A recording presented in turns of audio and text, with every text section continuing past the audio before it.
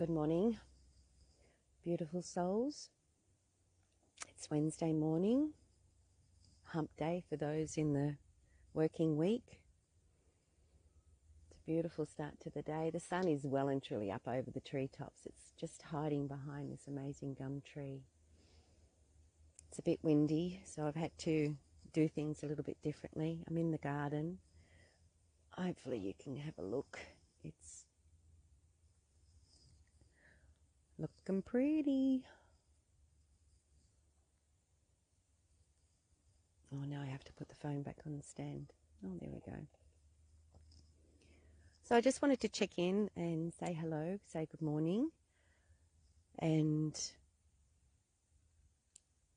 just share some thoughts I had. They've been coming in for a while now, but I was just talking about with them yesterday, and it was helping me to clarify the thoughts and sitting, feeling and thinking about them last night. And we got rain last night, but then I saw this morning that on some aircraft radar site there were these plane flight plans that there was no information, so they were spraying. But we got the rain, and I guess the plants in the garden, the animals and the frogs, are going to be like the canary in the coal mine. I'm going to see how the plants go as to see how sick the water was that they're spraying so we get rain. I like to think it's pure rain. Oh, well, the plants will tell us, won't they? So the thoughts I was having last night that I wanted to share today was about judgments. And I'm the first to put my hand up and say, yep, I have been judgmental of myself, of others, self-righteous, hard even. And I know these are behavioural patterns that I inherited from my family dynamic, from my relationship with my mum, and then her relationship with her mum.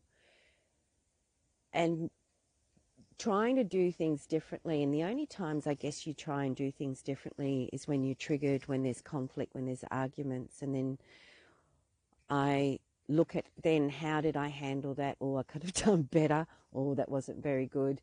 And you strive to do better, you learn. Well, I do. I try and learn about myself all the time so that I can be the best version of me for my life, my quality of life, and what I feel like I'm here to do, which is to be a light bearer. Walk in the light and work with the light. And that comes in many different aspects and dimensions and realities and purposes and reasons why. And it's not until you're in those situations that we either react poorly or we respond differently. And it's how we treat ourselves after that makes the difference. So the judgments. So when you fuck it up, it's how you respond to yourself, how you treat yourself, how you correct that makes all the difference. And I know it sounds cliched and corny, but it is learning to be your own best friend and to parent yourself. So it's looking at, okay, you fucked up, you're learning, you didn't do that right, you want to do better, what could you do better? Instead of adding fuel to the fire and belittling yourself and criticizing yourself, talk to yourself differently. Then that way you will open yourself up to yourself more. If you're hard on yourself, you judge yourself, you criticize yourself, you hold yourself back because you keep yourself small, you're not confident, you don't trust yourself, or you don't like yourself, or you don't think you've got the skills, whatever keeps you small or little and belittled and suppressed, it's not going to go away unless you face it. And you're not going to open up to yourself when you treat yourself like that. So the more that you do treat yourself with love, kindness, compassion, empathy, the more you will open up to yourself. You will trust yourself, that you will care about yourself and help yourself do better. So that inner language is really important, how you speak to yourself, how you treat yourself, and really guide yourself along with a kind heart. And then you see that transfer to your outside world. You will stop judging people. You'll stop being so self-righteous. You'll stop being offended or defensive. You start to see the world with kind eyes. But what I've also kind of like, it's trying to unpack it and learn it and put it into my own language because I'm experiencing it. It's like hearing my heart, like for the first time, like really, oh my God, I hear it. I can tell the difference between when I'm in my head, especially the left thinking brain, and what my heart has to say. Now, I know my heart can lead me down roads that aren't good for me because it wants to love and be friends with everybody, but it's not always the other way around. So this is where the right side of the brain, the intuitive thinking, comes in for that guidance and those red flags and those warning bells and those green lights. But it's the heart that has the kindness. It's the heart that can see the potential and the light in people and in yourself. So it really is learning to quieten down this thinking, critical, judgmental, nagging, judgmental brain. Just, yep, I accept that that's how you used to think about yourself, and, you know, some of it may be true.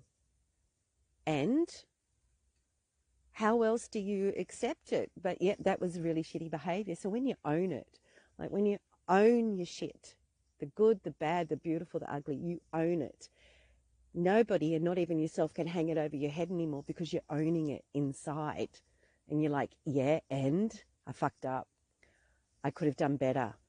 I didn't know any better at the time. I was defensive. I was offended. I was hurt. I was reacting from that child's space. So what does that child need?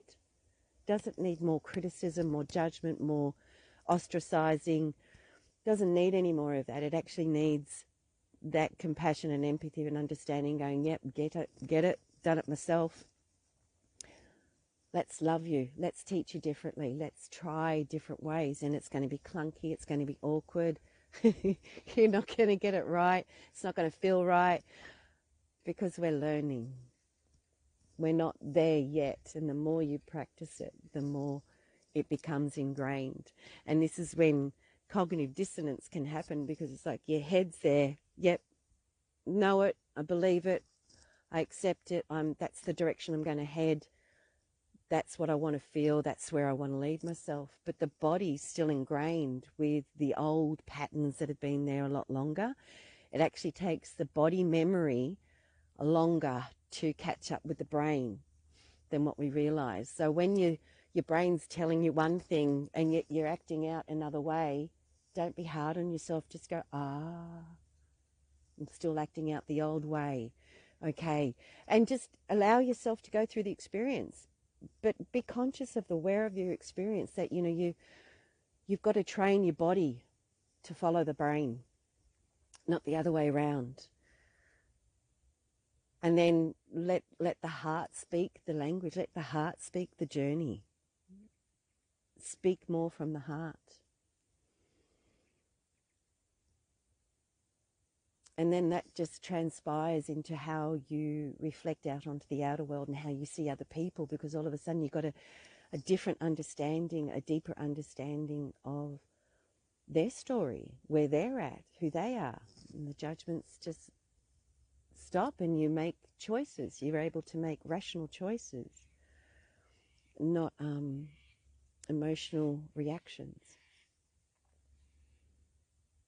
So the less you judge yourself, the less you'll judge outside of yourself, and you'll live from the inside out, not the outside in. That's more empowering. It's going to be a beautiful day. Just watching a white cockatoo fly over. Good morning, Megan. Thank you for my visit yesterday. That was so inspiring. It was beautiful. Thank you, thank you. Let's do it again. I'm going to sign off now, and I'm getting a bit cold just sitting out here in the garden with my plants. At ground level, I love it. The garden has a different feel at this time of the day than what it does, say, midday or, oh, there's a plant, midday or even later. So have a beautiful day. Remember to be kinder to yourself, and you'll start to hear your heart, and that's a game changer. Aho, amen, so mote it be.